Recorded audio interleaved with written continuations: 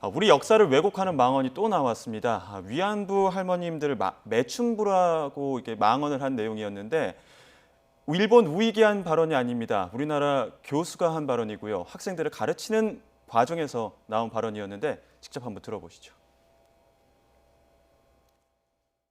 그 사람들이 왜 매춘을 했냐?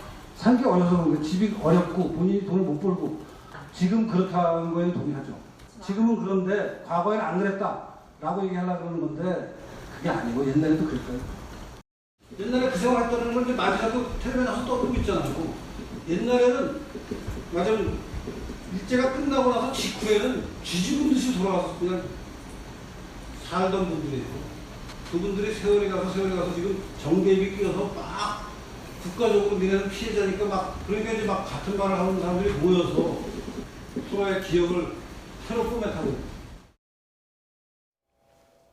네, 류석춘 연세대 교수의 발언이었습니다. 학생들을 가르치는 강의 가운데서 나온 발언이었는데 부연 설명하지는 않겠습니다. 어떻게 들으셨습니까? 네, 저는 뭐 우익 성향의 정치인이 저런 발언을 했다면 뭐 거기에 대해서 사회적 공분이 이렇겠습니다만 정치적인 이해관계, 의도 때문에 그런 것인가 뭐 이제 의심할 수가 있을 텐데 학자의 말이고요. 제가 더더욱 좀 놀라운 것은 사회학자의 말입니다. 예. 사회학은 양성평등의 문제라든가 사회적 약자에 대한 문제라든가 우리 사회의 다양한 재문제를 종합적으로 이제 검토하고 연구하는 학문인데 지금 그 유석춘 교수의 발언만 제가 간단하게 나온 내용만 한번 분석을 해보면 예. 자, 이 사실과 팩트와 틀린 것들이 있어요. 매춘을 했는데 돈을 벌러 간 것이다. 자발성을 여기서 강조하고 있는데 예. 자, 지금 위안부 할머니들이 그 당시에 몇 살이었는지를 우리가 알고 있습니다. 13세에서 16세의 소녀들이 강제로 납치되어 가서 성노예가 됐던 사건이에요. 예. 일제강점기에 13세에서 16세의 어린 소녀들이 무슨 돈을 벌러 매춘을 하러 갑니까? 제발로. 예. 지금 이게 설명이 되는 얘기가 나옵니까?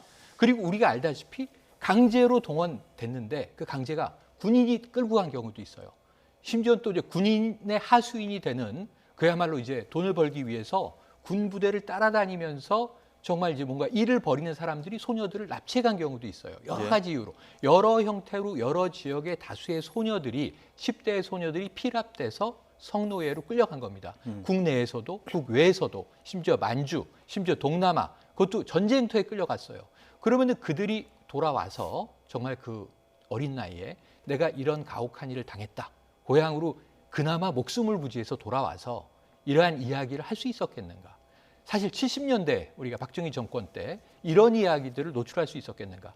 아니 이 유석춘 교수는요. 이 박정희 정권, 50시대, 60시대 모두 다 겪어오신 분이잖아요. 그 사회 분위기를 사회학이라는 학문은 텍스트보다도 컨텍스트, 사회적 맥락을 연구하고 분석하고 중시하는 학문입니다. 예. 지금 이 발언에는 컨텍스트가 다 빠져 있어요. 일제강점기의 그 강제적인 동원 상황 그리고 그 이후에 어떤 군부 독재에 있어서의 입을 열 수 없었던 사회적 상황.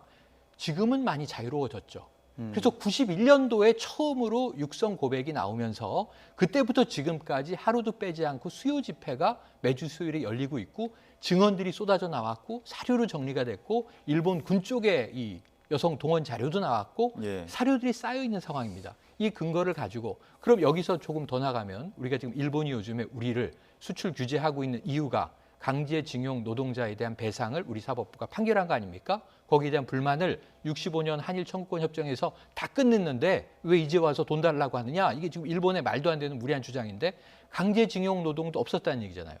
강제징용이 아니란 말이잖아요. 돈 벌러 노동자가 가서 일본 전범기업에서 일했는데 그 왜 노임을 못 받았으며 그들은 왜 그 우리가 군함도란 영화에서 등장하는 이 극과 현실은 약간의 차이는 있지만 가혹한 노동 조건에서 노예처럼 혹사당한 건 사실이란 말이죠. 이런 역사적 사실이 왜 벌어졌냔 말이죠. 예. 거기에 대한 설명을 다 빼고 자발적으로 돈 벌러 매춘을 한 것이다. 자발적으로 돈 벌러 거기에 이제 일터에 간 것이다.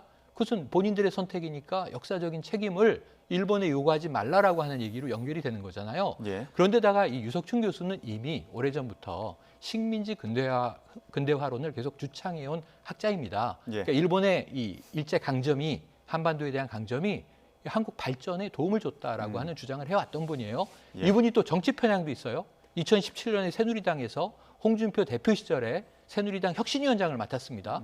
공천에 영향을 줬어요. 살생부로 그때 또 이제 이 보수 야당판을 흔들었습니다. 예. 그 이런 여러 가지 맥락을 봤을 때 학자로서의 순수성을 우리가 인정할 수 있겠는가 고민되는 지점입니다. 네, 이러한 발언들이 뭐 평론가님 얘기하신 것처럼 강의 도중에 나오니까 어떤 일부 학생들은 또 반발을 했습니다. 네. 말씀하신 부분을 강하게 반발을 했더니 또 류석준 교수 그 학생에게 이런 말을 했는데요. 직접 한번 화면을 보시죠.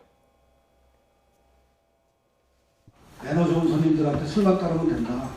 그러면 한 시간에 나간다. 그렇게 해서 나 좀 접대부 생활을 하게 되는데 그렇게 하다 보면 그냥 그렇게 되는 거예요. 지금도 그래요. 지금. 옛날에는 그랬거든요. 궁금하면 한번 해볼래요? 지금 교수가 강의 중에 학생에게 한 말입니다. 궁금하면 해볼 테냐. 이게 이제 매춘을 설명하면서 한 얘기였는데 어떻게 보셨습니까?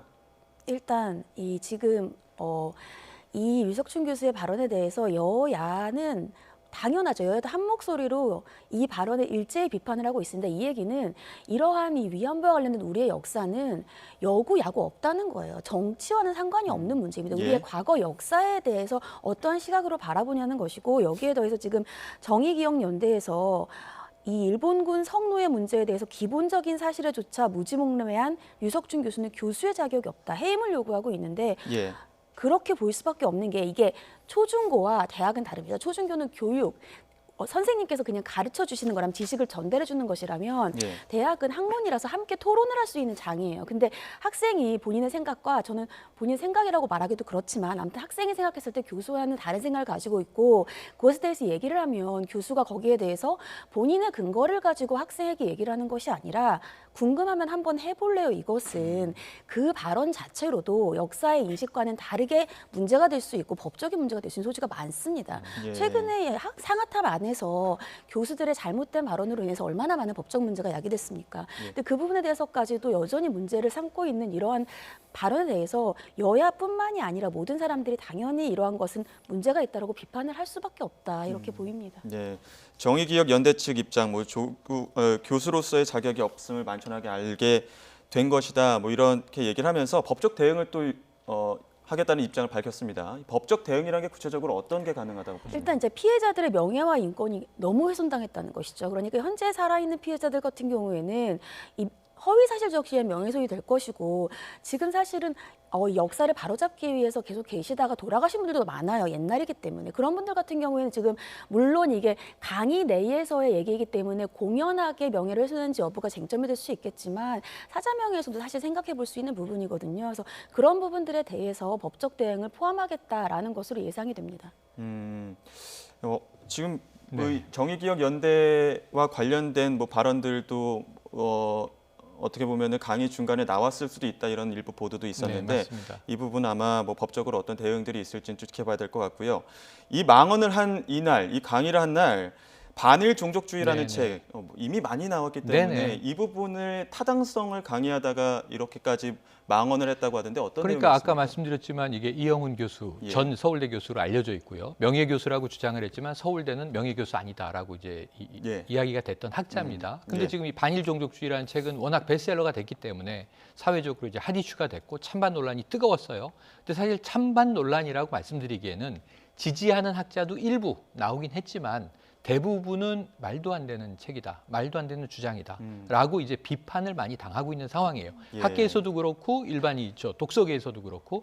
근데 이제 이 반일 종족주의 내용이 지금 유석춘 교수의 입장에서는 자신의 주장과 잘 맞은 겁니다. 그게 아까 말씀드린 식민지 근대화론이에요. 예. 일제강점기는 우리를 선진국으로 가기 위한 상당히 발전시켜준 기회였다라고 하는 주장이고 그 당시에 벌어졌다고 아까 정의기억연대를 비롯해서 수많은 반일 혹은 과거사에 대한 단체들이 주장하는 것들이 왜곡됐다라고 역비판을 하고 있는 것인데 대표적인 게 이제 일본군 성노예로 우리가 부르는 위안부 할머니들에 대한 이야기예요.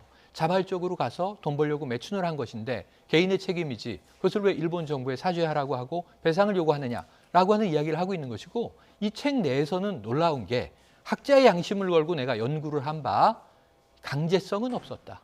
모두 다 매춘이었다. 예. 얼마나 전수조사를 했는지 혹은 위안부 할머니들과 인터뷰를 했는지 제가 알 수 없습니다만 이러한 주장을 하는데 그 대부분의 주장이 일본 학자들의 논문을 인용하고 있어요.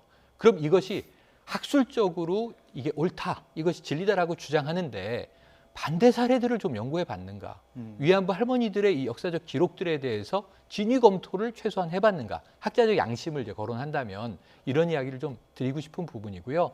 이 반일 종족주의를 그날 이제 아마 부교재로 들고 나온 것 같습니다. 예. 강의 중에 아마 인용됐을 가능성이 높고 여기에 대해서 반발하는 우리 사회 이제 반대쪽 여론, 일본을 비판하는 여론들에 대해서 반론을 펴는데 아까 저게 말이 되는 설명입니까? 예. 저도 강의를 합니다만 예. 자. 매너 좋은 손님들에게 술만 따라주면 돼라고 유혹해서 돈 벌 수 있어 데려가는데 궁극적으로는 매춘까지 하게 된다. 이것이 그 업계의 프로세스다. 무슨 이게 접대부 문화에 대해서 지금 설명을 하면서 너도 한번 해볼래는요. 이건 과거사, 역사에 대한 논란을 벗어나서 바로 지금 강의장에서 여성 비하가 벌어진 일이에요. 예. 너도 한번 이 업계에 몸담아 볼래라고 지금 권유하는 얘기를 교수가 하고 있잖아요. 강단에서 파면해야 되는 거 아닙니까? 예.